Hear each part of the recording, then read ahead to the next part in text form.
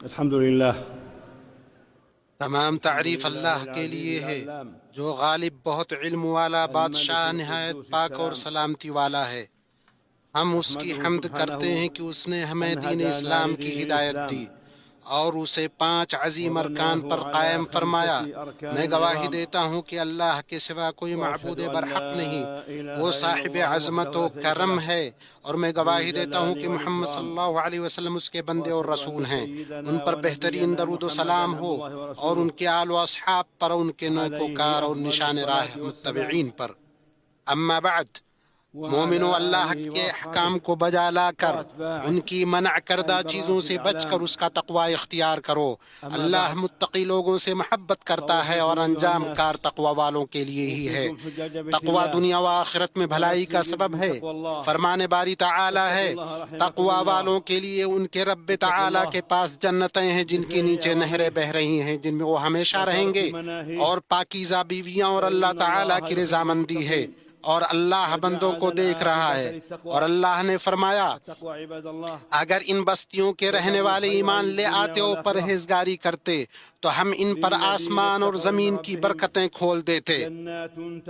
اور حاجیوں کو تقوی کا حکم دیتے ہوئے مخاطب کر کے فرمایا کہ اپنے ساتھ توشہ راہ لے لیا کرو، سب سے بہتر توشہ اللہ تعالی کا تقوی ہے۔ اے عقل مندو، مجھ سے ڈرتے رہا کرو۔ اور تمام مخلوقات کو تقوی کی بنیاد پر تعاون کرنے کا حکم دیا، اور فرمایا نیکی اور پرہیزگاری میں ایک دوسرے کی امداد کرتے رہو، گناہ اور ظلم و زیادتی میں مدد نہ کرو، اللہ تعالیٰ سے ڈرتے رہو، بے شک اللہ تعالیٰ سخت سزا دینے والا ہے۔ اور تقوی یہ ہے کہ بندہ اللہ کے عذاب سے ڈر کر، اس کے اچھے ثواب کی امید رکھ کر، اس کے دین کو مضبوطی سے تھامے اور اس کی شریعت پر عمل کرے۔ اس دین کو مضبوطی سے تھامے جسے اللہ تعالی نے آج کے جیسے دن میں مکمل فرمایا تھا، جب اللہ کا یہ فرمان نازل ہوا، آج میں نے تمہارے لیے تمہارا دین مکمل کر دیا اور اپنی نعمت تم پر پوری کر دی، اور تمہارے لیے اسلام کو بطور دین پسند کر لیا۔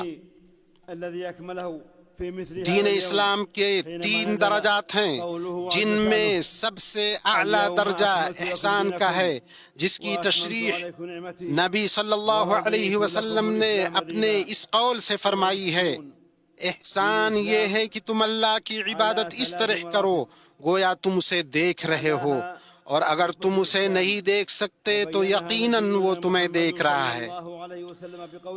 اور اللہ نے فرمایا، جن لوگوں نے بھلائی کی ان کے لیے اس دنیا میں بھلائی ہے، اور یقیناً آخرت کا گھر تو بہت ہی بہتر ہے، اور پرہیزگاروں کا کیا خوب ہی گھر ہے۔ دین کے درجات میں دوسرا درجہ ایمان کا ہے، جو زبان سے اقرار، دل میں یقین، اعضاء و جوارح سے عمل کا نام ہے۔ یہ طاعت سے بڑھتا ہے، معصیت سے کم ہوتا ہے۔ ایمان کی شاخیں 70 سے زیادہ ہیں، ان میں سب سے اونچی شاخ لا الہ الا اللہ کہنا ہے، اور سب سے کم تر شاخ راستے سے تکلیف دہ چیز ہٹانا ہے، اور حیا ایمان کی ایک شاخ ہے۔ ایمان میں صلہ رحمی، والدین کے ساتھ حسن سلوک، سچ بولنا، نرم اور پاکیزہ گفتگو کرنا، معاہدوں اور وعدوں کو پورا کرنا، اور حسن اخلاق اختیار کرنا ہے۔ اللہ تعالیٰ کی عبادت کرو، اس کے ساتھ کسی کو شریک نہ کرو، ماں باپ کے ساتھ احسان کرو، رشتہ داروں اور یتیموں سے اور مسکینوں سے اور قرابت دار ہمسایہ سے اور اجنبی ہمسایہ سے اور پہلو کے ساتھی سے، راہ کے مسافر سے اور ان سے جن کے تم مالک ہو۔ یقیناً اللہ تعالی تکبر کرنے والوں اور شیخی خوروں کو پسند نہیں فرماتا، اور اللہ نے فرمایا، اے ایمان والو، عہد و پیمان کو پورا کرو، اور فرمایا میرے بندوں سے کہہ دیجئے کہ وہ بہت ہی اچھی بات منہ سے نکالا کریں، کیونکہ شیطان آپس میں فساد ڈلواتا ہے، بے شک شیطان انسان کا کھلا دشمن ہے۔ اور فرمان الہی ہے، نیکی اور بدی برابر نہیں ہوتی، برائی کو بھلائی سے دفع کرو، پھر وہی جس کے اور تمہارے درمیان دشمنی ہے ایسا ہو جائے گا جیسے دلی دوست، اور یہ بات انہی کو نصیب ہوتی ہے جو صبر کریں، اور اسے سوائے بڑے نصیبوں والوں کے کوئی نہیں پا سکتا۔ ایمان میں سے ہے مصیبت کے وقت صبر کرنا، نعمت کے وقت شکر ادا کرنا، نافرمانی اور بیزاری کے بعد توبہ کرنا، ندامت محسوس کرنا۔ فرمان ربانی ہے صبر کرنے والوں ہی کو ان کا پورا پورا بے شمار اجر دیا جاتا ہے۔ اور اس کا ارشاد ہے جب تمہارے پروردگار نے تمہیں آگاہ کر دیا کہ اگر تم شکر گزاری کرو گے تو بے شک میں تمہیں زیادہ دوں گا۔ اور ایمان کے 6 ارکان ہیں: اللہ پر، اس کے فرشتوں پر، اس کی کتابوں پر، اس کے رسولوں پر، آخرت کے دن پر اور اچھی و بری تقدیر پر ایمان لانا۔ اللہ نے فرمایا لیکن نیکی تو یہ ہے کہ کوئی شخص اللہ پر، قیامت کے دن پر، فرشتوں پر، کتاب پر، پیغمبروں پر ایمان لائے۔ اور فرمایا بے شک ہم نے ہر چیز کو ایک اندازے کے ساتھ پیدا کیا۔ ایمان کے ذریعے ہی نجات اور دنیا و آخرت کی بھلائی حاصل ہوتی ہے۔ اللہ نے فرمایا اللہ نے مومن مردوں اور مومن عورتوں سے ان جنتوں کا وعدہ فرمایا ہے جن کے نیچے نہریں جاری ہیں، ان میں وہ ہمیشہ رہیں گے، ان صاف ستھرے پاکیزہ محلات کا جو ان ہمیشگی والی جنتوں میں ہے۔ اور اللہ کی خوشنودی سب سے بڑی چیز ہے، یہی بہت بڑی کامیابی ہے۔ اور فرمایا وہ لوگ جو ایمان لائے اور اپنے ایمان کو شرک سے آلودہ نہ کیا، ان کے ہی لیے ہی امن ہے اور وہی ہدایت پانے والے ہیں۔ اور فرمایا یقیناً ہم اپنے رسولوں کی اور ان لوگوں کی ضرور مدد کریں گے جو ایمان لائے، اور دنیا کی زندگی بھی ان کے لیے، اور اس دن بھی، اور دنیا کی زندگی میں بھی، اور اس دن بھی جب گواہ کھڑے ہوں گے۔ اللہ پر ایمان کا مطلب ہم اس بات پر ایمان لائیں کہ وہی رب ہے، خالق ہے، کائنات کا مدبر ہے، اعلیٰ صفات اور اچھے ناموں سے متصف ہے۔ اللہ نے فرمایا یقیناً تمہارا رب اللہ ہی ہے جس نے آسمان اور زمین کو 6 دنوں میں پیدا کیا، پھر عرش پر مستوی ہوا، وہی رات کو دن کا لباس پہناتا ہے، اور اس نے سورج اور چاند اور ستارے پیدا کیے جو اس کے حکم کے تابع ہیں۔ سن لو، پیدا کرنا اور حکم دینا اسی کا کام ہے، بہت بابرکت ہے اللہ جو تمام جہانوں کا رب ہے۔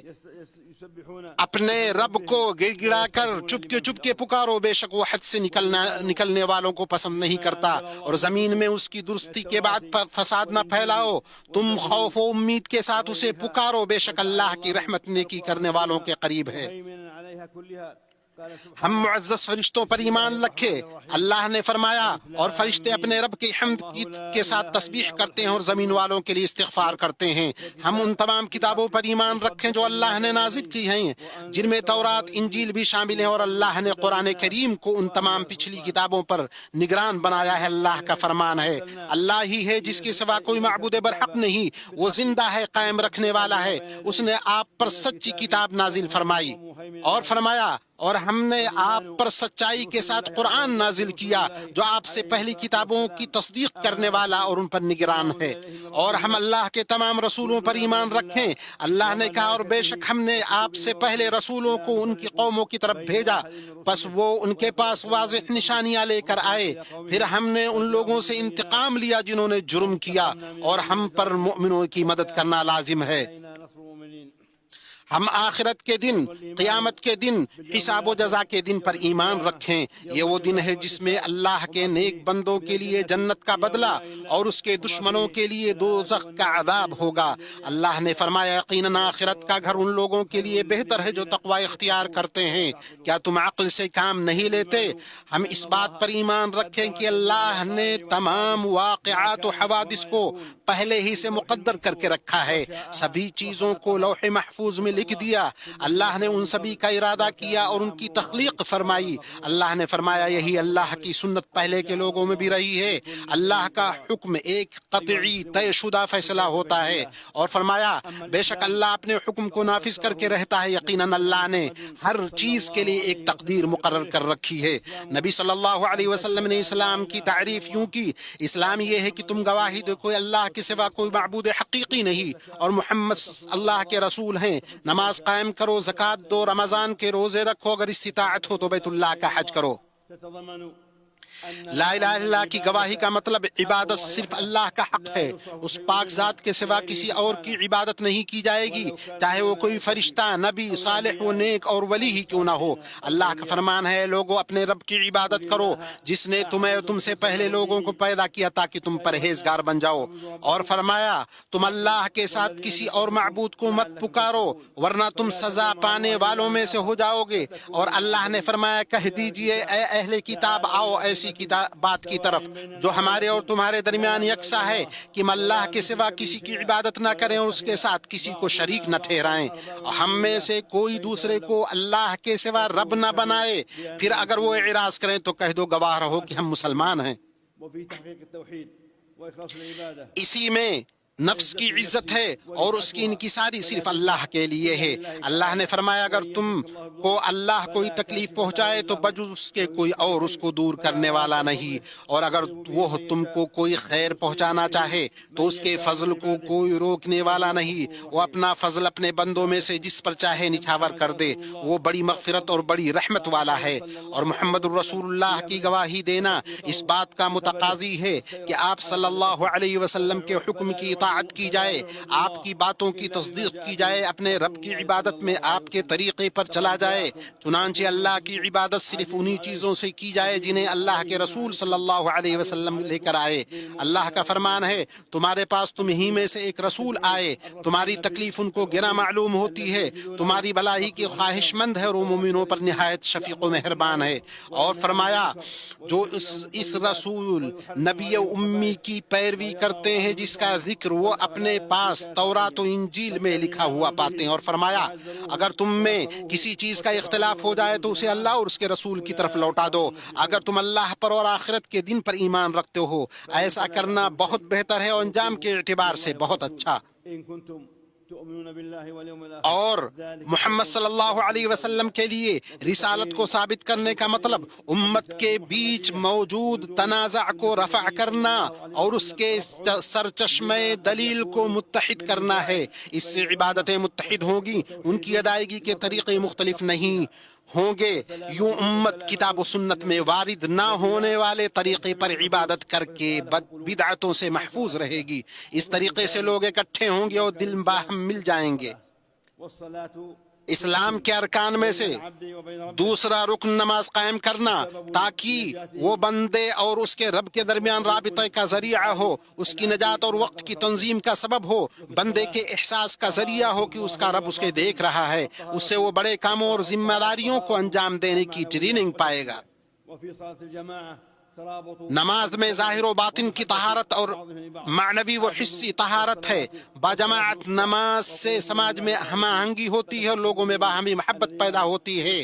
اللہ نے فرمایا نمازوں کی حفاظت کرو، بالخصوص درمیان والی نماز کی، اور اللہ تعالیٰ کے لیے با ادب کھڑے رہو۔ اور اللہ کا فرمان ہے بے شک نماز مومنوں پر مقررہ وقتوں میں فرض ہے، اور اللہ کا فرمان ہے یقیناً نماز بے حیائی و برائی سے روکتی ہے۔ اللہ کا فرمان ہے یقیناً ایمان والوں نے فلاح حاصل کر لی جو اپنی نماز میں خشوع کرتے ہیں۔ اور فرمان ربانی ہے اے ایمان والو جب تم نماز کے لیے اٹھو تو اپنے منہ کو، اپنے ہاتھوں کو کوہنیوں سمیت دھو لو، اپنے سروں کا مسح کرو، اپنے پاؤں کو ٹخنوں سمیت دھو لو، اگر تم جنابت کی حالت میں ہو تو غسل کرو۔